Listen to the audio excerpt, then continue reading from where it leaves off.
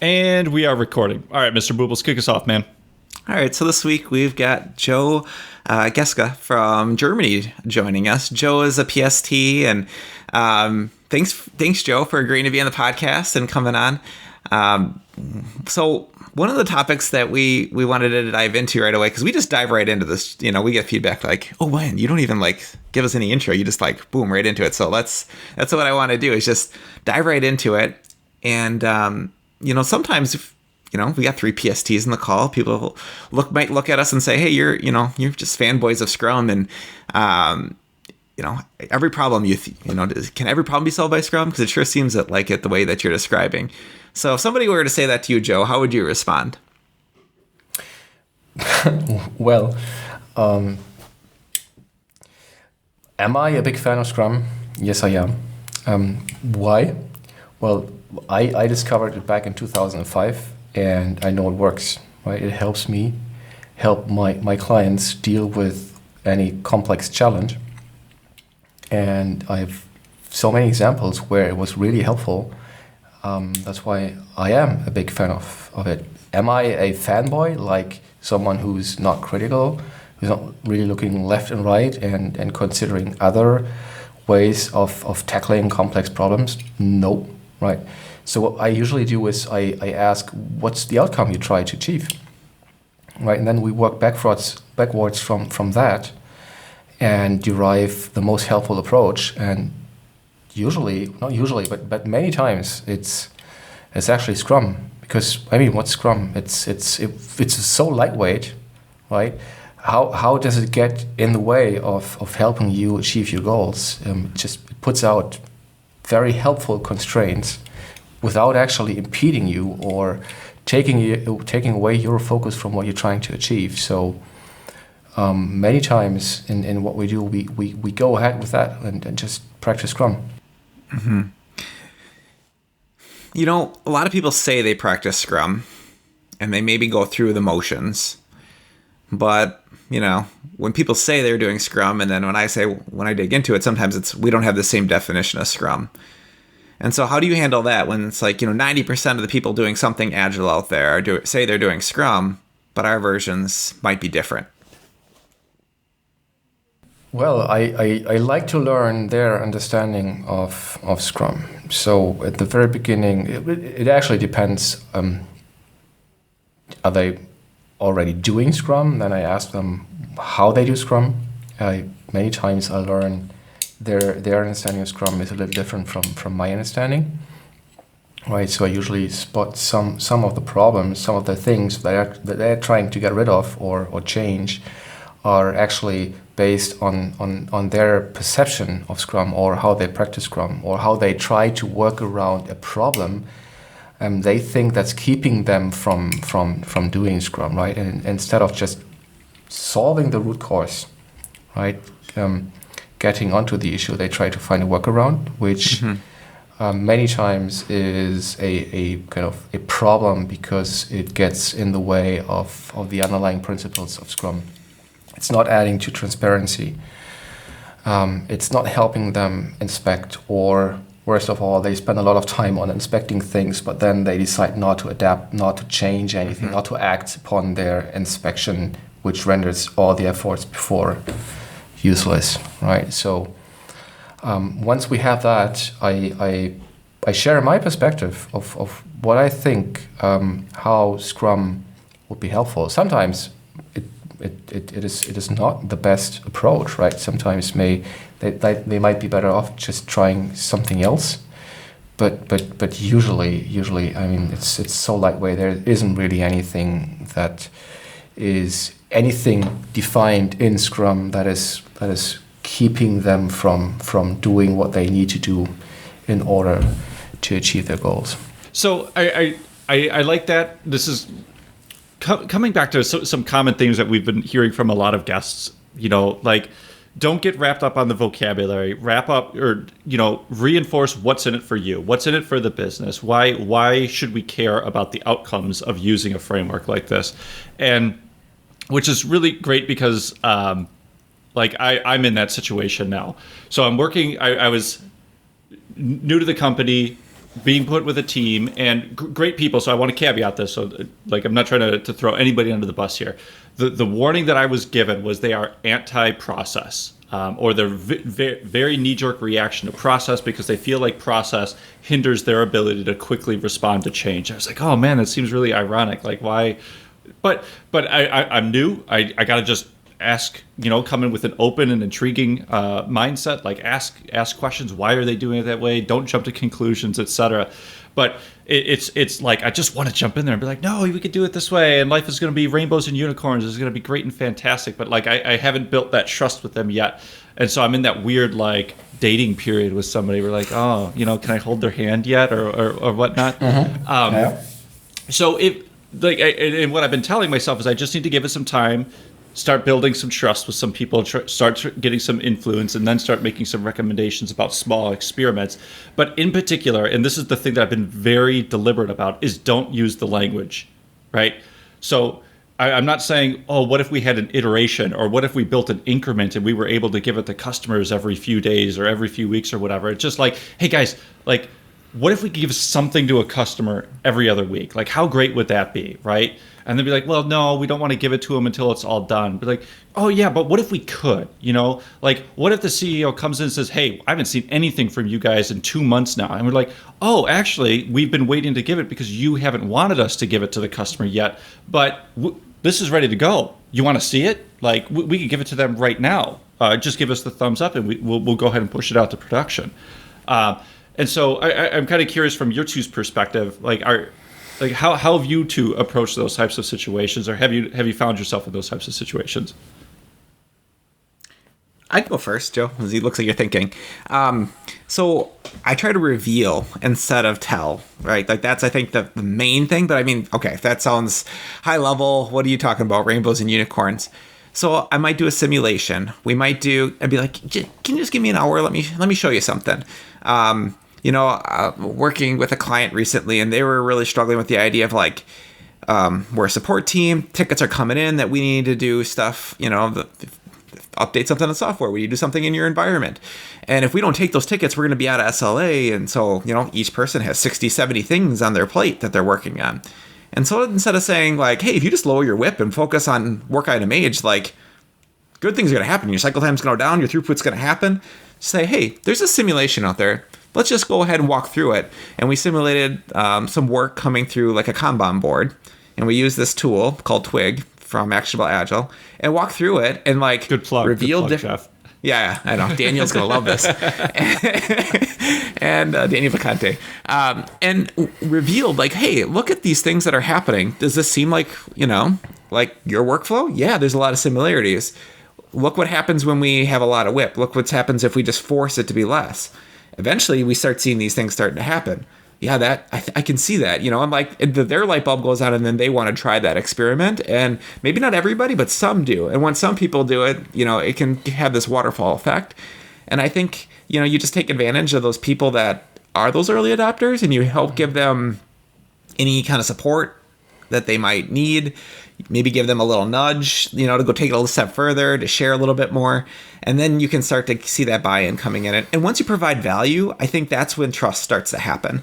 If I'm just there and I'm this outside entity and people don't even see you as a part of the team, you're just somebody telling them what to do. But if you're part of the team and you're helping them deliver and they feel that, then they're gonna look for your feedback, and they're gonna look for your advice, and they're gonna ask you for it, and then they're gonna take advantage of it. I don't know, Joe, what are your thoughts?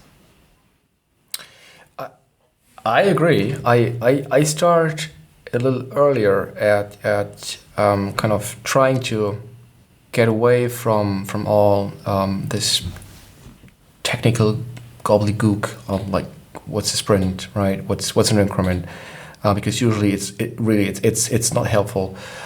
So I have a couple of questions I run through when I am in my first conversation with a new client, and among these questions are. Why you want to be more agile, right? What have you tried before? What worked? What didn't, right?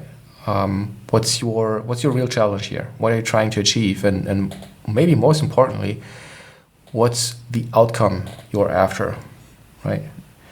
And I kind of usually kind of takes the conversation to a different level. It's more about really what are we trying to achieve, not so much how, right? Because the how only comes after, right? And once we are there and we established a common understanding of what they want to achieve and how they think I can help them do this, then we can actually move into how, and that would usually involve the team I'm supposed to work with and not only the person trying to get my help. Yeah, so kind of building on that, like to Jeff's example, if you've got team members that aren't maybe bought in, do you go back to like, well, why are we even doing this? Like, what's the purpose? And then if they suggest doing it, maybe something that maybe they want to do a bunch of analysis up front, or, you know, they don't want to actually deliver, like Jeff was kind of in that example, or get things ready to be delivered. Be like, well, does that help or hurt our ability to respond to change? Like, what would happen if we had a bunch of stuff incomplete that couldn't be delivered? You know, and then we had to come back to it 3 months later. Would it still be valuable? Would we know where we were? Like, you know, you can ask the questions to help reveal, like, oh yeah, I guess it would be valuable to maybe take things in a certain direction. And so I like where you're going with that. It's like, go back to that purpose and then ask questions around that to help people self-discover maybe why they should do what they want to do. Talking about the team not really being bought in, how do you seek or get buy-in from a team? Let's suppose there's an executive calling you, like, Jeff, I need your help, right? I need an agile coach for this team. And kind of you agree with him or her, and then you meet the team, and it wasn't really their idea. So what do you do? I don't know, Jeff, sounds like you're living that maybe a little bit now. What do you do? So, you know, I was thinking about it, Joe, as you were asking the question, and I could probably think of one team where I really had that with, and Jeff, you could probably guess the team. Yeah, you nailed it. But by and large, the teams are already interested in changing. And so it's, yes, it was a leader made the decision, maybe it's getting pushed down. And I think there's a good argument to be made about the pros and cons there. But in general, I think people want to change. And Jeff, you've talked about this in the past, where it's just like common sense stuff when you talk about it. Like you always tell the story after you explained it, the team members were like, oh, you mean that you want us to work the way we used to work before the managers came in and told us to work in this dysfunctional way? Like, that sounds great, right? So I guess maybe I'm dodging your question, Joe, because I've never really...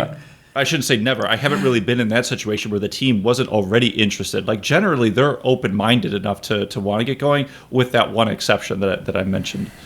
Oh, okay.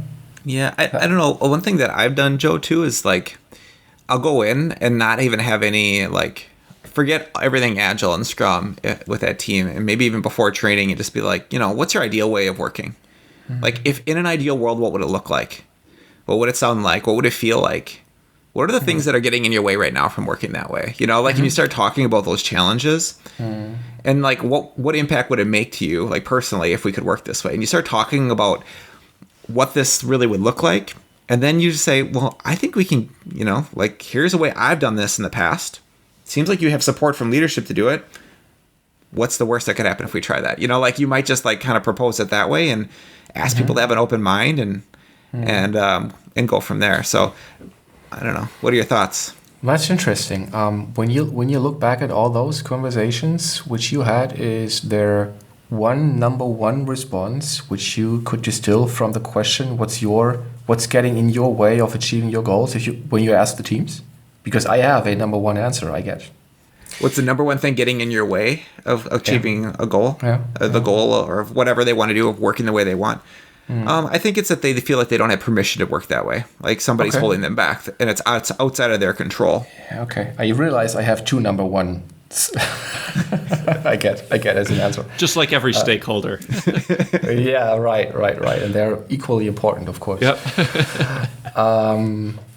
What I hear is, so the second number one answer is, we have to work on too many projects, initiatives, things in parallel. And of course, all of them are important. We need to start on all of them right away, and all of them need to finish in time. Yeah, I mean, there's a disease that all organizations pretty much have that, of this too much work in progress, whether it's projects, features, whatever you want to call it inside of your organization. Yeah. I totally agree. Like, you ask people that, like, I've done this actually at conferences where we've given talks and been like, how many projects, like in your department, in your company are you working on? And it's like, who's got the highest number? And sometimes you get in the thousands, right? Like, and you're like, holy cow. And how many people work on this? Oh, like 100. It's like, what? And that's normal. And so I think that is maybe it goes back to the first one that I said in a little ways. Like, people don't feel like they can say no, or they don't feel like they can stop starting. They don't feel like they have the permission to do that. I think a lot of people that are doing the work don't feel like they have the power to say, no, this is too much. I can't work on 8 things at once, Definitely. Sometimes I discover it's actually part of their business model, right? Usually when we work with companies, we start to work at their IT departments most times. And their IT departments are like companies owned by the bigger corporation.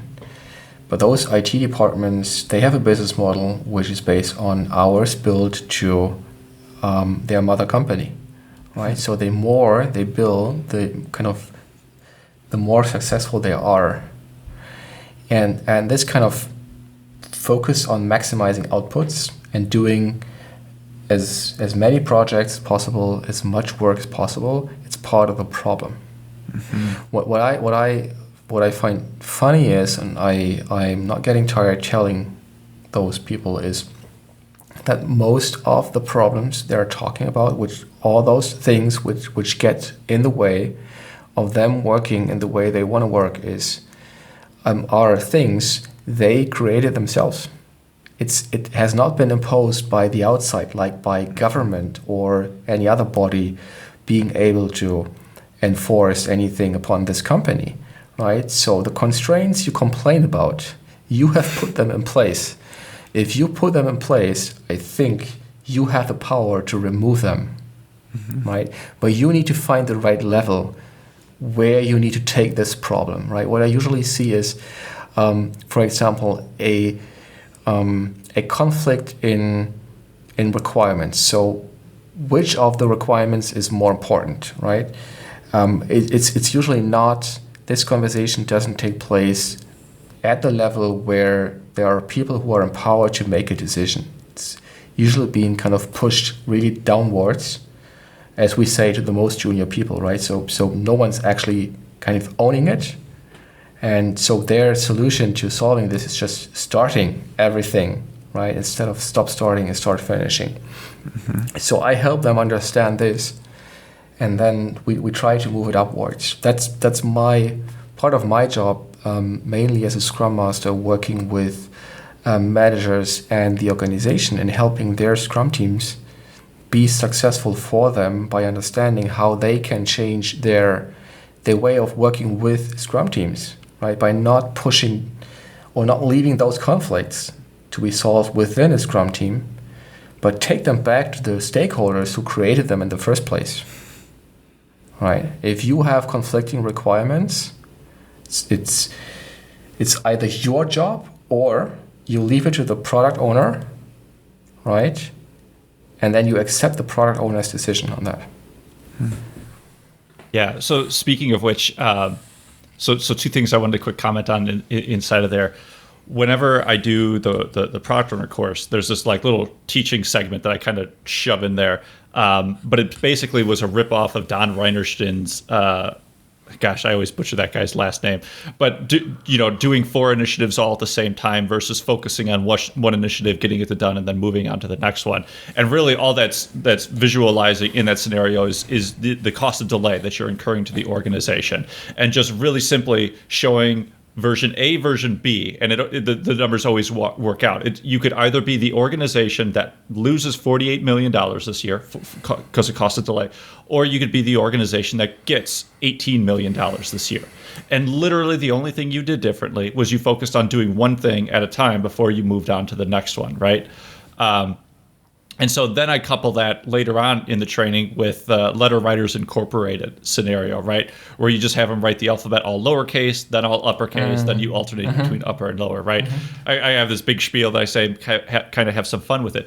But just about every time I do that damn exercise, at least one student will say, can you come in and do this for our directors so that they understand how much time we're actually losing for this? Same here. Same. But what I really try and get product owners to understand is like this same concept turtles all the way down, right? If on day one of your sprint, all of your product backlog items magically move into in progress, and then the day before the sprint, they magically get set to done, congratulations, you just paid cost of delay for whatever the duration of your sprint was, all right?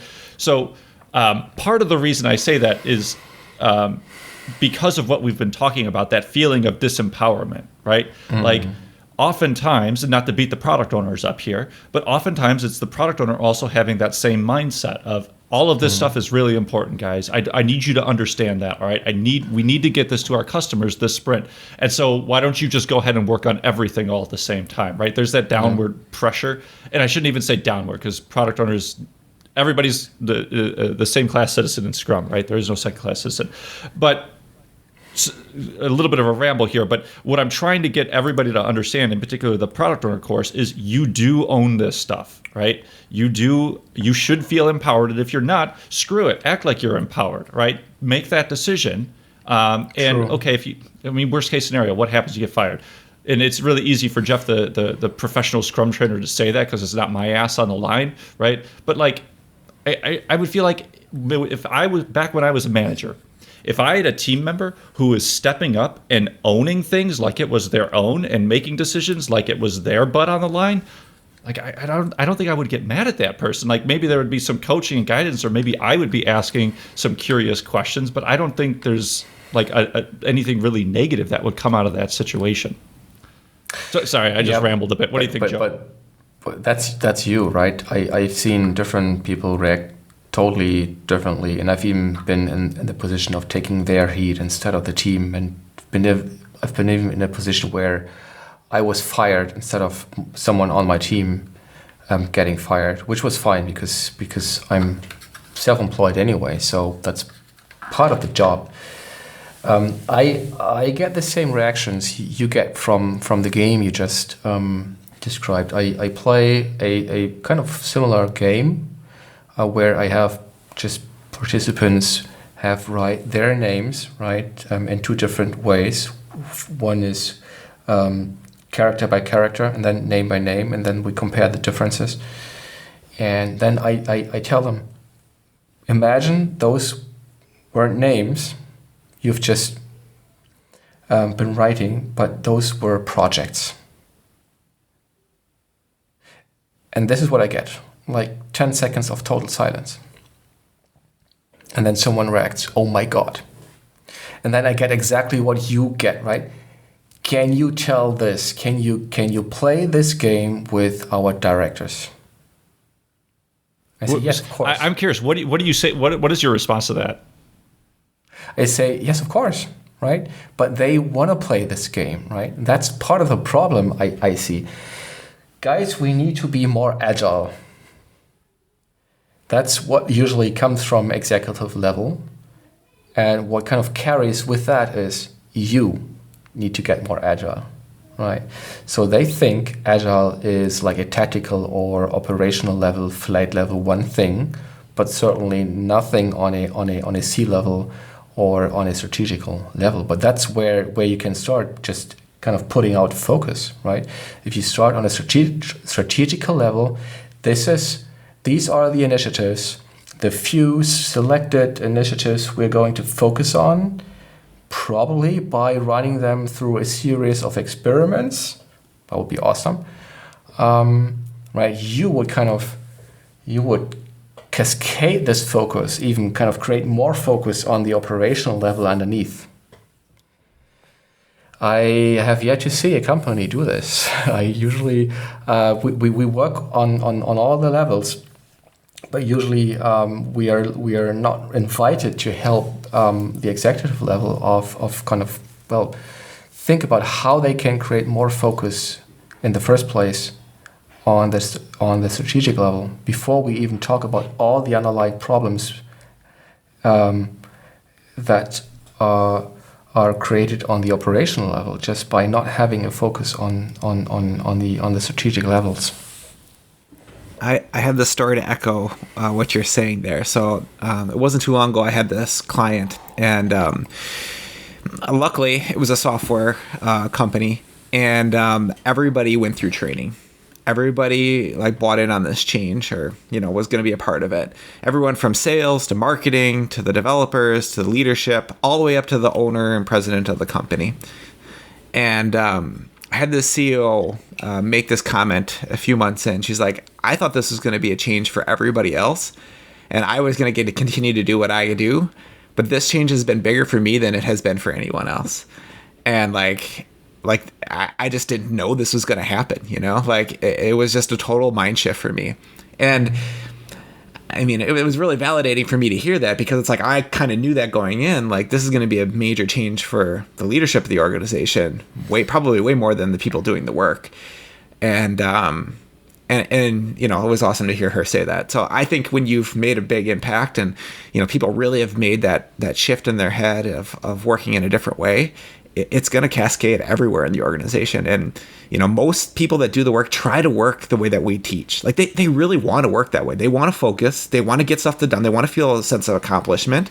Like you take something around your house. You're going to do a project this weekend when you go home and you're going to paint a house.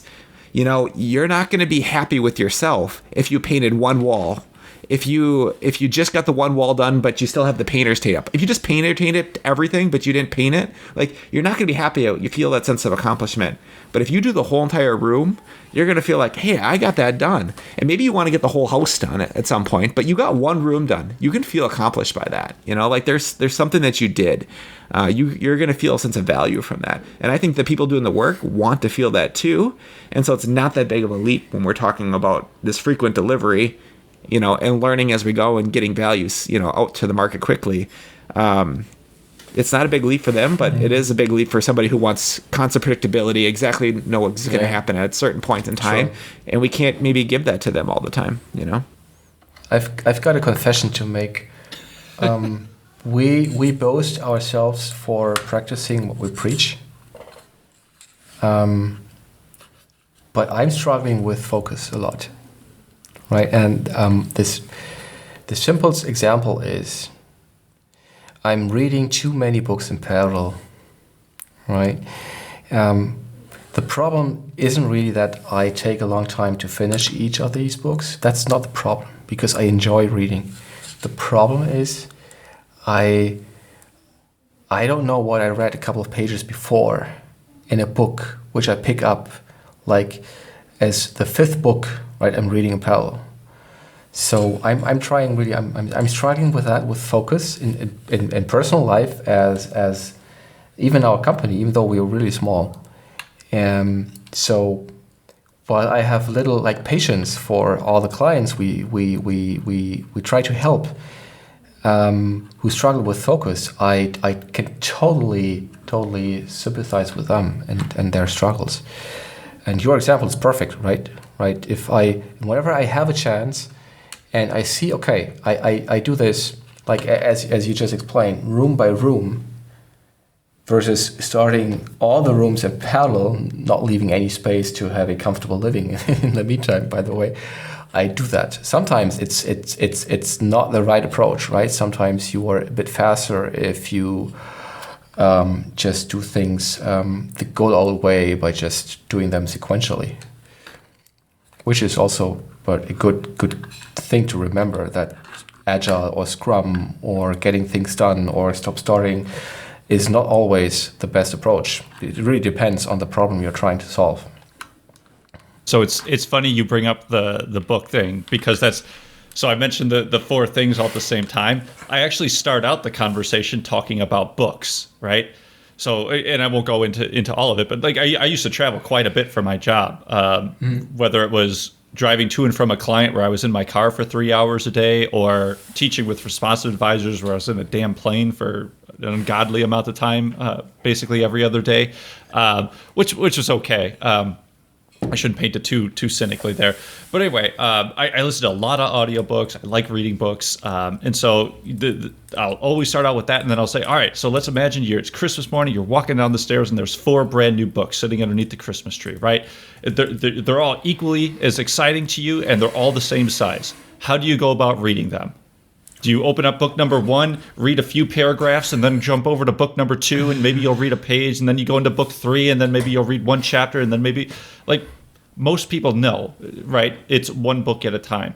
And what's funny is whenever I give that spiel, there's always one person. There's always a Joe who's like, I read all of them all at the same time. all right, that's cool. That's cool. You can choose how to do it, but let's focus on the other way. Like the other probably 90% of students who will be like, I read them one at a time. Like, why do you do that, right? And then we just start listing the things out, right? Oh, I get focus. Oh, I get a sense of accomplishment. Oh, like, it was cool when I got done reading that because I learned something and then I was able to get, like, and we'll just list out 10, 15, 20 things depending on, how talkative people are in the class and how talkative they are. But anyway, the whole point of that is really just like, great. This is all the qualitative stuff that you get from just having focus in your life, right? By just living that value of focus, here's all the cool stuff that you get from it, right? And that's the qualitative side of all of this. And then I jump into the whole cost of delay thing, and then you're getting a quantitative or a dollars and cents reason. So what I'm trying to do is give a holistic viewpoint to people who like the qualitative, who like to understand, like, what's in this for me qualitatively? How is this making life better for our employees? Like, why do they want to do it? And then the quantitative side of it is, show me the money. Where's the dollars and cents? If I was the CEO or if I was the product owner or whoever, and I was looking at the P&L and I was thinking about value delivery and risk mitigation and all that other great stuff, time to market, here's why I would go with that. And again, just like I was saying before, like, this turtles, right? Turtles all the way down, whether we're talking about a sprint backlog, a product backlog, an organizational initiative backlog. Like, doesn't matter where you sit at this in the level, you still get all this great stuff, right? And which are all great reasons to maybe think about, and not just Scrum, but I think I stole this from Don, but it's true for me as well. I never failed to deliver a product to market with Scrum, not once in the probably 10 plus years of being a product owner. I never failed to deliver a product to market, right? Now, some of them were certainly more successful than others. Like, not all of them were a shoo-in or successful from dollars and cents metrics, but they all at least got to market, right? None of them failed. I didn't get 6 months into something and then, this isn't going to launch, or whatever the case may be. That's good. So I'm one product short of you. But I wanna comment on the book thing. I think you have a saying, don't judge a book by its cover, right? And no pun intended. But what I do is, when I see, when I have the stack of books under the Christmas tree, I would actually start to read the introductions, I guess, right? And whatever catches my interest most, I would start with. And actually, I allow myself 2 books in parallel, just because they are lying in different spots in the house, right? Some next to my bed and some on my desk, right? So wherever I sit, I start to read. I think I can handle 2 books, but more than 2 is actually giving me a headache and a problem. So I translate this back to business. No agile coach is saying you should limit kind of your work in progress to 1, right? That is not a good whip limit, right? Probably not a good whip limit. Right? That's not the point we're making, right? But I'll make this correlation to the books that we're talking about. So reading that introduction is kind of like doing some high-level refinement and saying, which one would provide me more value based off of what I've learned about this. And then it's like, okay, I can make a decision. Now let's just say you decide, you know what, I'm going to read, maybe I have 10 books that we're talking about, and I read all the intros. And maybe now I'm like, I'm not sure. It's between these 4, which one I should read next. And you read the first chapter of all of them. And then you finally pick the 2 that you're going to do, or the 1, because you only have 1 spot left in your queue to like fill up in Joe's case, where he's got 2 books he's going to read in parallel. Well, if I read the first chapter, or maybe the first 2 chapters, I'm going to have to go back and reread those first 2 chapters on those books I didn't choose. So all that time I spent doing that, like, I lost that time. Like, that time's gone. And did I really need that to know that the other books were going to be better at this given time? I don't know. Like, I think a lot of times I can look at the title, read an introduction, and I'm like, right now, I have a client that's dealing with this. I need some more things in my head around that topic or that subject. And I know this is the right book, but if I read, so many more and I keep going, I'm just wasting that time, doing too much analysis instead of like getting into the learning right away. Okay. I don't know. What are your thoughts on something like that? I guess you could view it, that analogy, that way. I would call it. I would also call it refinement, or some people might prefer the term spike, right? If I feel I would have to read the first chapter in order to learn a bit more whether or not I want to read that book, I would actually invest that time. If that includes getting back to the first chapter and rereading it later on, I think that's the cost of the way I work, or the way I read books in this case, right? I would be happy to kind of bear the cost if in the end it really helps me read the book in the right order that provides the most value to me. I think that's okay. That's part of how I do it. But then usually it kind of, first of all, I enjoy it, right? So that it's not the kind of, it's not a big problem, right? If I enjoy a book, I read it twice anyway. If it's a business book, I might actually have to read it twice in order to get a better understanding of all the different concepts in the book. So I call it like an experiment, right? I read the first chapter, I read the foreword, or just how do you call it, the back of the cover page? Yep. Right. Yep. Isn't that part of working in an iterative way? Yeah, I think that discovery of reading the back of the book or the front, or the introduction totally makes sense, because you need to know something about it before you maybe make that decision. But let's just say, we'll take a step further. Let's just say it's 10 books and 2 chapters. That's 20 chapters. You could have one book done in the time it took you to do 20 chapters and learn which book to actually read. Sure. Or you could have now to know which book you're going to read after spending that amount of time. Sure. Like there's trade-offs. And this just, life's full of trade-offs. And maybe for you it makes sense, but in a lot of cases, delivering that value of getting something all the way to done might be better. And I think that could correlate to a lot of organizations out there. You made me think of something right now. I was just talking with another colleague, and he's dealing with a client who everything's starting to become a spike. And it's like, why do we have 4 or 5 spikes in every single sprint for every single team now? Like, how did this even happen? And we've taken a step way too far of doing too much analysis because we're afraid of being wrong. We're afraid that we can't just get started and deliver something. And so there's something there to dive into and deal with. If nothing else, I guess my opinion on spikes is if you use them, they should be used rarely and infrequently. They're an exception, definitely not the rule. And if they become widely used and oftenly used, then we should be having some conversations about them, because you're probably slowing down delivery of other stuff. And do you really need that? Those are questions to ask, I think. Interesting. Okay. Wow, there's so much stuff just running around in my brain trying to process. Spikes, experiments, right? But probably more from a technological perspective, right? Yeah, I like to define a spike. The difference between a spike and refinement is a spike is experiment that helps you make a decision between A and B. Are we going with React or Angular? Like, which one are we going to use? Sure. Where refinement is more like data mining, where it's like we need to learn more about we need to read that first chapter so we know if we should go forward, or we need to read that introduction to know if we should even move forward, or this thing should move up and down in the backlog.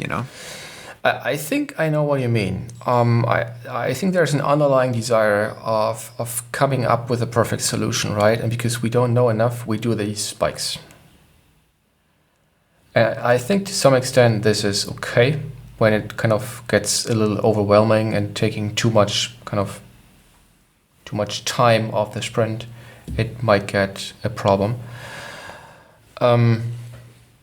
but I also think it's part of training. All right. So when does a Scrum team?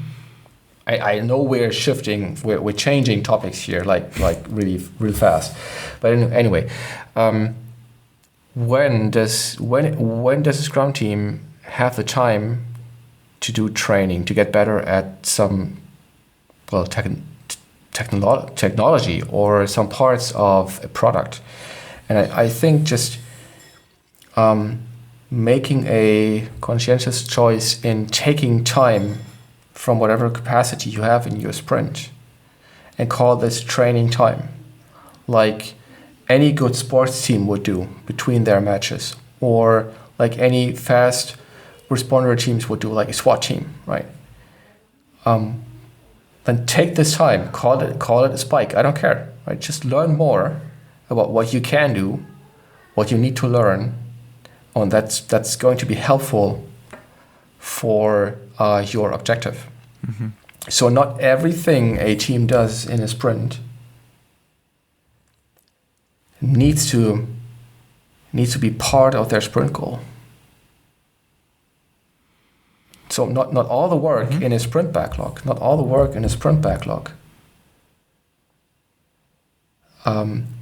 needs to lead directly lead to the sprint goal. There could also be some learning, we need to get better at that thing involved in order to actually learn and become better at what you do. And whether this is a spike, right, or you call it we do Scrum training or whatever, I think that's okay if it's helpful. I don't know if I kind of went too far and kind of too far away from the initial question. But I think it really depends. I'm sorry to give this awful consulting answer, but we really need to look into the actual situation and the problem that you are talking about in order to come up with, if we have to at all, come up with a good idea, what we could do or what we want the team would like the team to do. So what I was thinking about when you were talking there, Joe, was I completely agree. Like, not everything on the sprint backlog has to be directly aligned with the sprint goal, but also, like, and I'm curious your guys' thoughts on this. But what I also want to say is, definitely from a product owner perspective, but like, I really like the analogy that you just used there. Like, just like every sports team, a sports team is going to train a little bit before they actually go in and play the game, right? They're going to invest some time into learning a new skill or improving on a skill. Why wouldn't you expect the same thing from a Scrum team or your employees?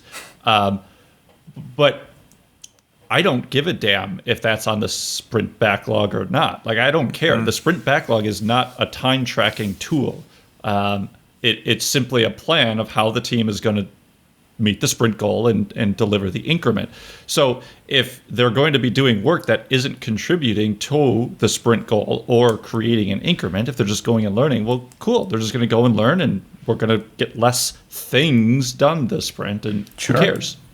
Yeah, okay. Unless the developers, I know we're talking about Scrum again, but anyway, unless the developers think it's helpful to them to manage themselves by making it transparent to themselves, right? I wouldn't be the one as a Scrum Master judging and telling them, no, you cannot have this on your sprint backlog, but you need to deduct it from your capacity in sprint planning before you put anything on your sprint backlog. I might not like it because I agree with what you just said, Jeff.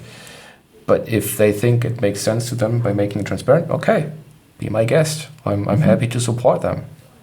Yeah, I had a team not too long ago that wanted to do that same thing, Joe.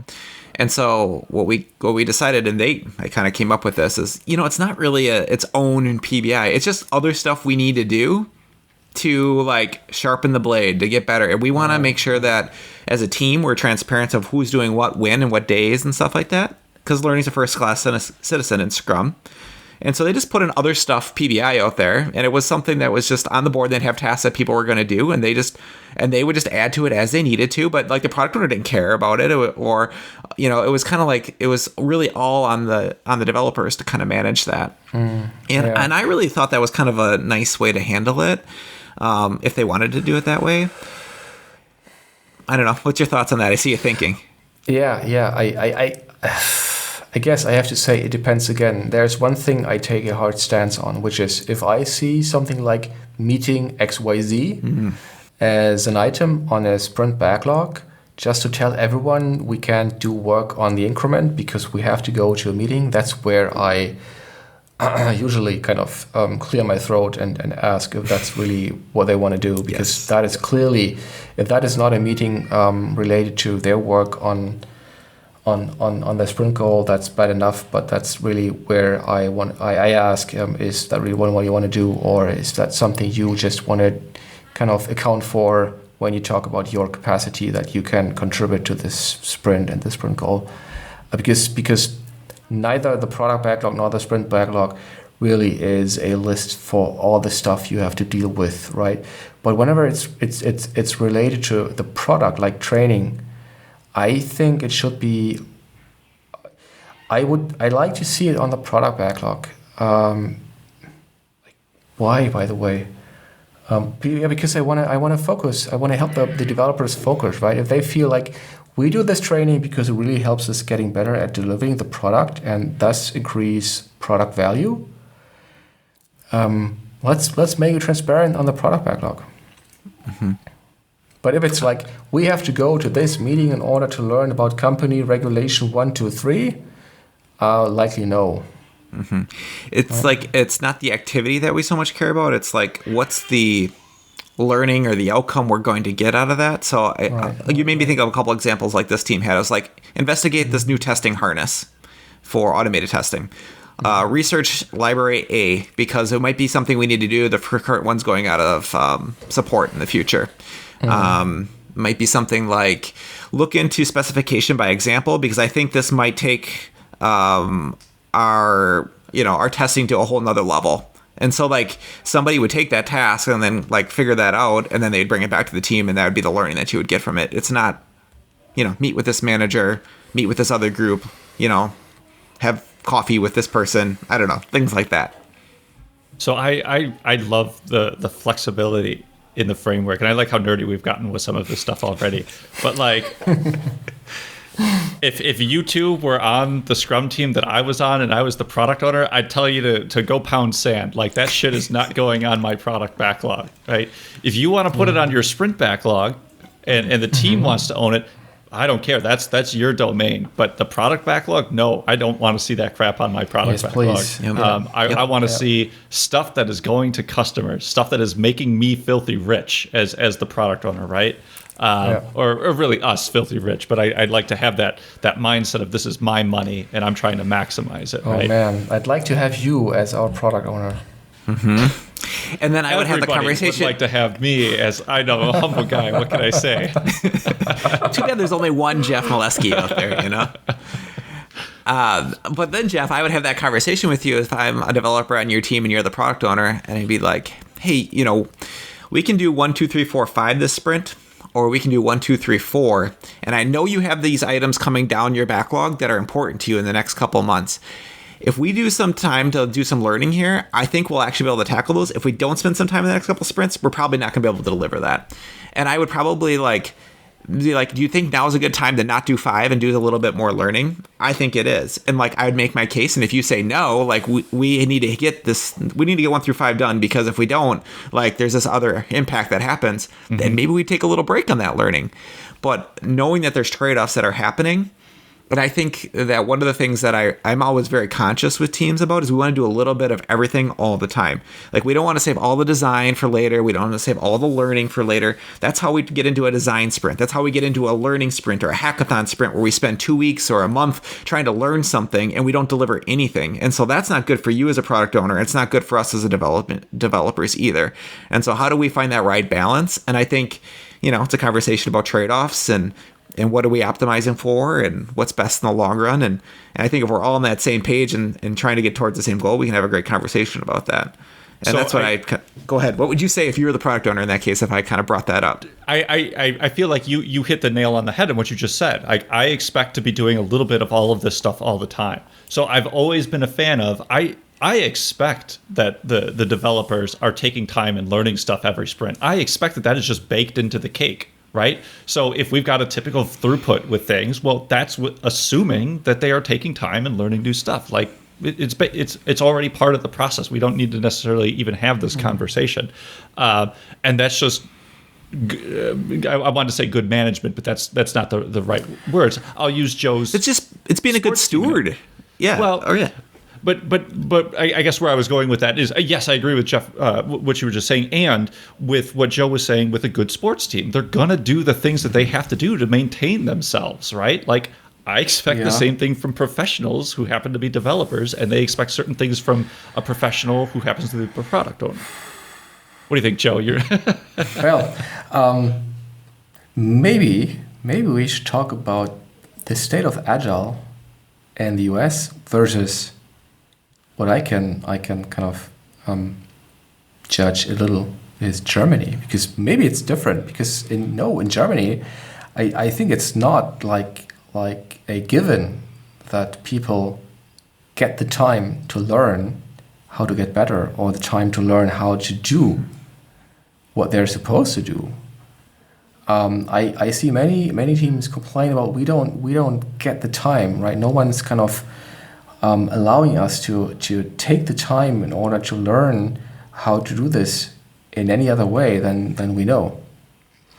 And I see lots of developers who are, I don't know, frustrated about having to do so much work that they don't find the time to learn to do the work in a different way. And that's where I come up with either the sports team analogy, which I think works particularly well because actually a kind of a pro soccer team, for example, or a rugby or a football team spends more time training than being in a real match, right? Mm-hmm. So why is that?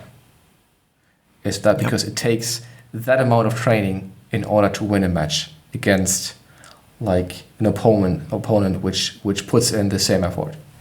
Or what I also like is, because I'm a fan of action movies, I like taking or using the analogy of a SWAT team, right? A SWAT team, when they are not in one of their missions trying to rescue a hostage, right? They are not sitting around drinking coffee like we do, right? They are exercising, and they are running through exercises and training, right? They are getting better at their special weapons and tactics as a team.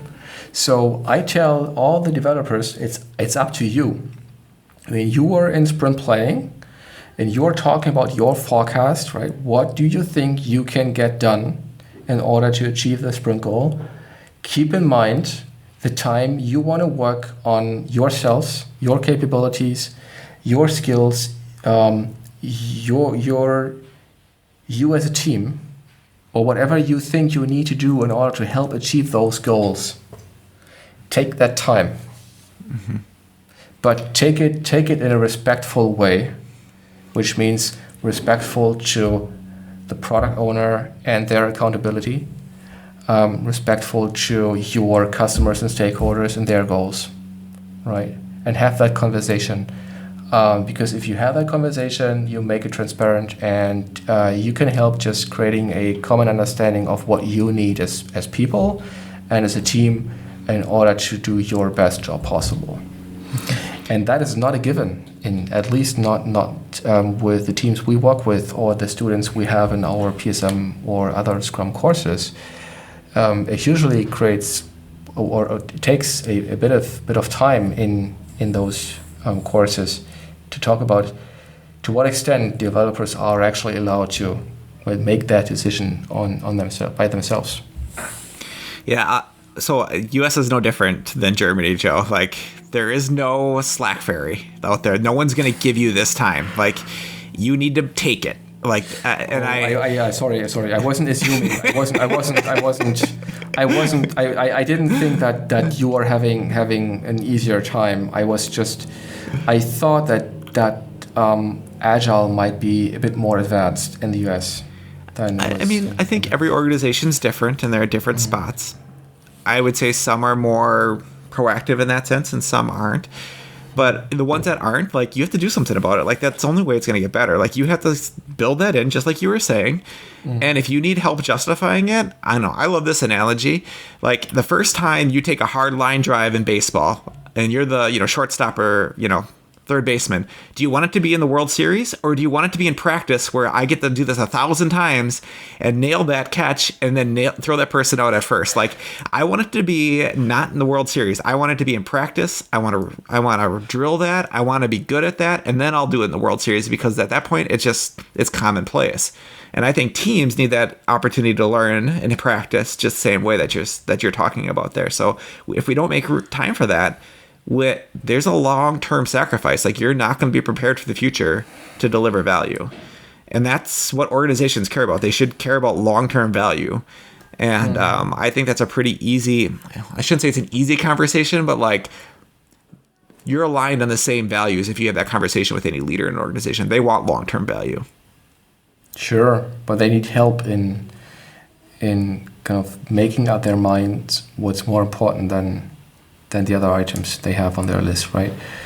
For example, we have 7 objectives in our small company for the year. I have a hard time telling you which of these is more important, right? Because 7, that's what we're down to. I guess if you're on the executive level of a big organization, it might not be 7, it might be 70 or 17 or whatever. So rather than just telling them, I guess we need to help them experience the difference in your effectiveness by focusing more and getting one thing done before starting the other. Yep. Which is why we run those games, right? And after the games, we have this kind of moment of total silence where people try to understand what just happened. And when they tell you, can you do this game with my boss or with the executives, right? So you can talk about the game, but it's different if you manage to experience those people to this game themselves. Totally. So earlier I had asked what your response is to that question, and lately my response to that same question is, why can't you? Right? Like, this game that we just stepped through is stupid easy, right? Like, we spend maybe 5 minutes doing it because I tell a story around it to get you engaged in it. But really, if you just ask somebody to do it, it's literally 60 seconds, right? Do you not have 60 seconds of time to go and have a conversation with a manager or a director or somebody? I suspect the problem is something else. I suspect the problem is you're maybe lacking a little bit of courage, and I'm not trying to beat anybody up with when I'm saying this, or you're lacking, or you at least have the perception that this conversation is going to be meaningless if it comes from you, right? And those, I feel like, are probably the more important things to be solving, which will lead you towards having the ability to have these types of conversations and have influence in whatever. Or you can get yourselves into the executive suite. Sure. And you are not allowed to. I had a conversation with a client of mine just today where he said, I'd like to talk to my C-level person responsible for my area, but I'm not allowed to be part of their meetings, right? So I have to wait until COVID isn't a threat anymore to invite her to my house over coffee in order to talk to her, because I don't get the time I need with her. I mean, that's all. It's a homemade problem, right? I think that I would say that's an excuse, and I would say, what does it take to send an email and say, can I have 15 minutes of your time to have coffee at in the morning before you start your day? I just think there's some things I could bring that I could love to share with you that I think that you could really help us with. And if I'm a leader, like, especially now when everyone's remote, and if someone's reaching out to me and wants to share something with me, like, man, it's got to be hard to keep in touch with all the people that are in your organization. I would love that personally. Maybe not everybody, but I would. And I don't know. It may not be everybody. You might not be able to get an hour, but like 15 minutes, make your case. Like, you can run that little example we just talked about in a couple of minutes. Maybe that's all you need to do and be like, this is what we deal with every day. We're going across. We're not going down.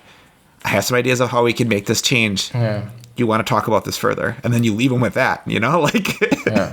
We're writing the alphabet just character by character, right? Like 10 times or 100 times or 1,000 times. This is how it could be different. Right. Mm-hmm. Can we get geeky for a minute? Yeah, let's do it. Yeah, I have because Jeff, the other Jeff, I should say, just made a comment. He said, "You can have this on your sprint backlog, but there's no way this is on my product backlog." And I think that's a good point. When you read the Scrum Guide, and there's no difference whether you read the 2017 version or 2020 version, there's a sentence that is I have a question about for a long time, and I haven't found the time to ask. Chapter Scrum Artifacts. First sentence, Scrum's artifacts represent work or value.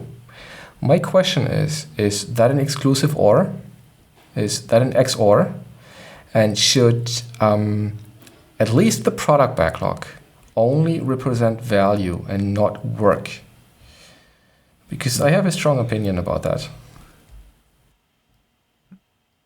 Jeff, you go first. So it's a framework, and so that's the great thing about it, is that you can say it depends on our organization. If I'm the product owner and it's me, I lean much more towards value only, and I don't really care about work. If some organizations choose to put some things at work for some reasons, okay, but that's going to be, what are you doing to focus?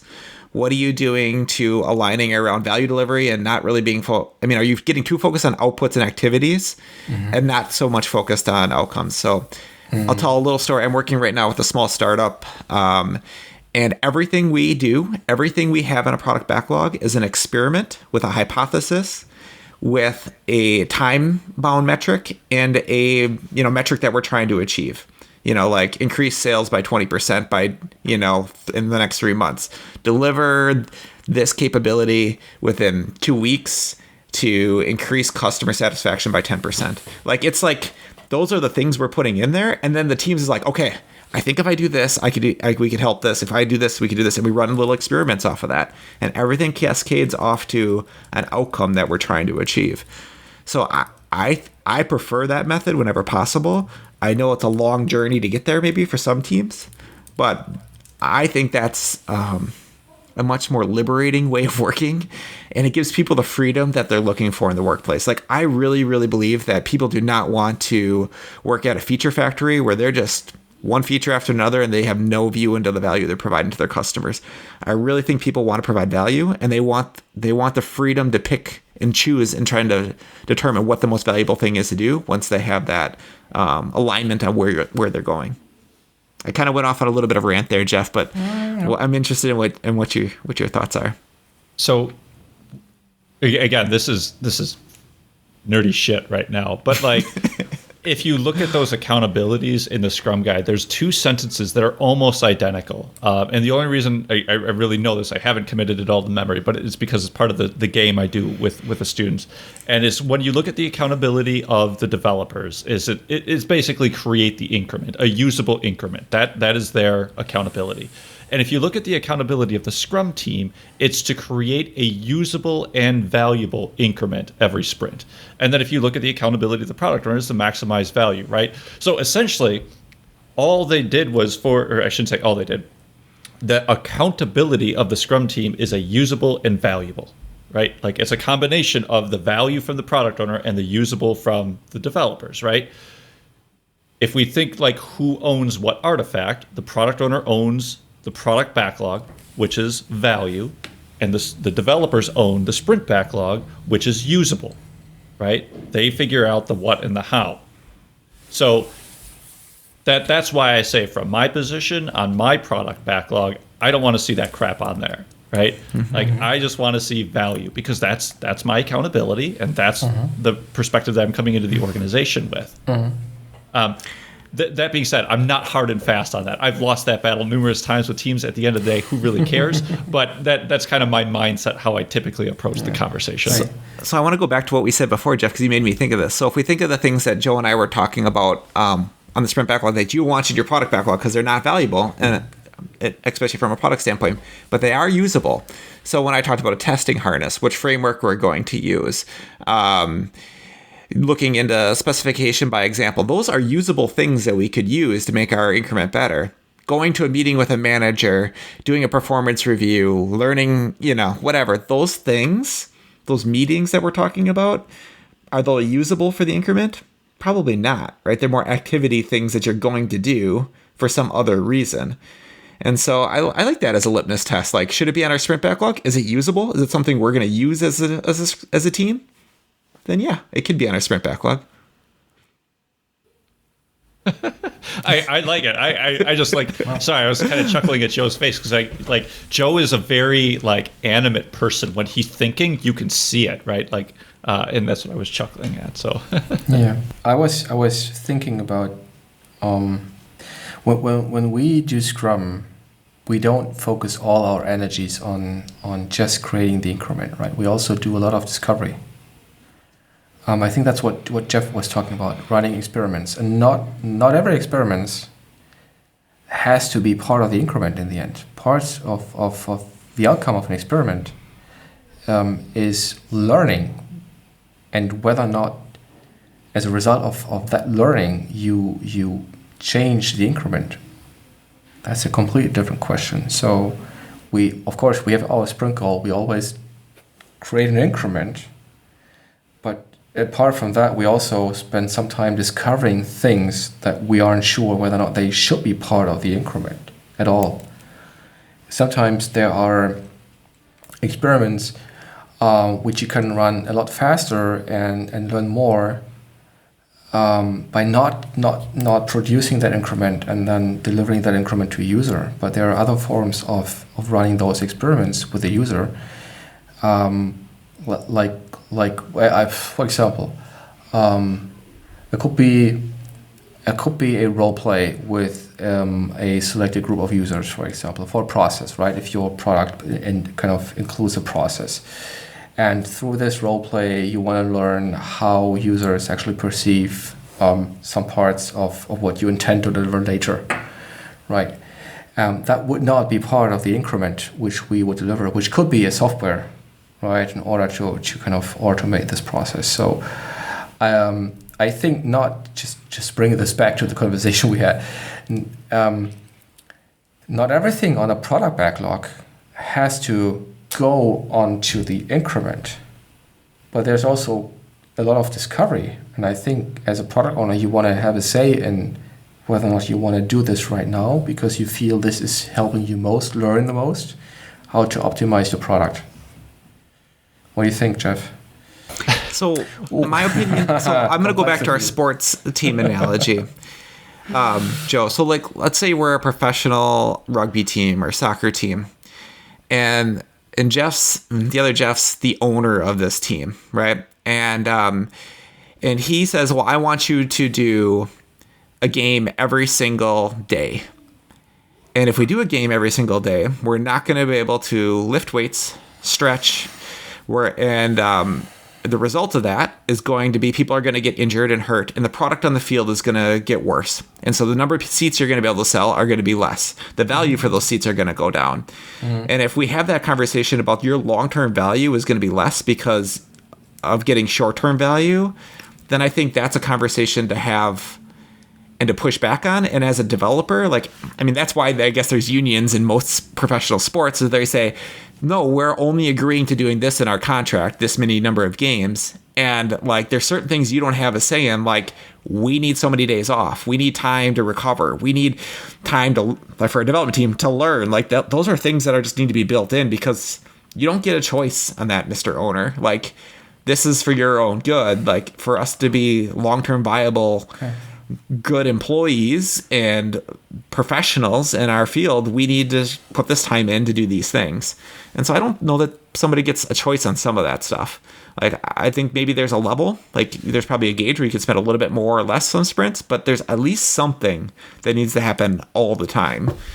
I don't know. Jeff Molesky, what do you think? So you're a product owner. Do you have any problem with me saying like, no, like I'm going to spend time learning every single sprint and learning new technologies and experimenting with stuff in my own environment because I need to. And I'm not going to maybe get this one item done this sprint. I could spend the time doing that, but it's more important long term that I learn about this new framework so that we can do things into the future. Yeah. So no. And again, most of the time, like I wouldn't care. I would expect you to be doing something like that all the time. And how, I've worked with teams that are like, okay, Fridays are self-discovery days, or, just every Friday, we're just going to go off and experiment with something. Or in essence, I'm thinking of like or the managed services team that I used to work with, they did 10% time, right?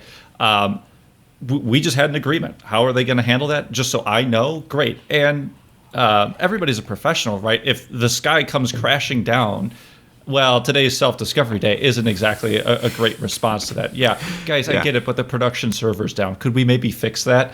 Right. There's always a professional conversation that goes on there, but we just set those expectations and then we execute to them. So I guess, again, this is just Jeff Molesky's perspective of it, but like, I know and I appreciate the value of that stuff for the long-term sustainability of a team, which in turn is really the long-term sustainability of a product, right? You were just talking about short-term value versus long-term value. Like coming from startup world, it's always an interesting there's like this, we've only got so much runway, right? And we've got to get something out there. And in fact, I feel like this is going to be part of our talk, Jeff, which is like every startup is really bubble gum and duct tape, right? Like It might look really pretty on the outside, but on the inside, it's really bubble gum and duct tape. Because there's always that trade-off, because you're always so under the gun with it. But anyway, sorry, I'm a little bit rambling here. To answer your question, yes, I wouldn't have a problem with it, but I would expect that we have that conversation and that understanding of when are we doing learning versus value delivery. Mm-hmm. So, Joe, it's been awesome having you on the podcast, and we've gotten into some really nuanced conversations and covered a lot of things, and there's probably so many more we could cover. I guess at this time, is there anything you want to plug or promote to our listeners? If I can, thank you. Sure. There's one thing. We're based in Germany, and we do most of our business in Germany. We're looking for new talent. I remember an episode which you did with, I think it was Ty Crockett, right? Just a couple of episodes ago, maybe. And you were talking about how hard it is to get into the role or accountability of a Scrum Master, right? Well, we are one of those maybe rare companies that do offer Scrum Master internships. Mm. So if there is a listener out there who's interested in that, we might be the right company. There are a couple of constraints, though. I have to admit, and I'm sorry about them, because we do most of our business in Germany. You would have to be located in Germany, and you should be able to speak German at a level where you can converse with the client about their challenges, right? So these are actually the only constraints we have.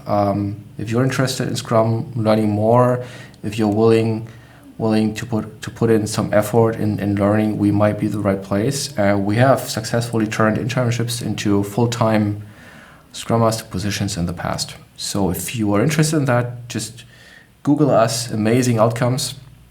That's the company located in Düsseldorf. And write an email, and we're happy to talk. Yeah, and we'll put a link in the show notes so people can get to it. That would be easily. Awesome. Thank you very much.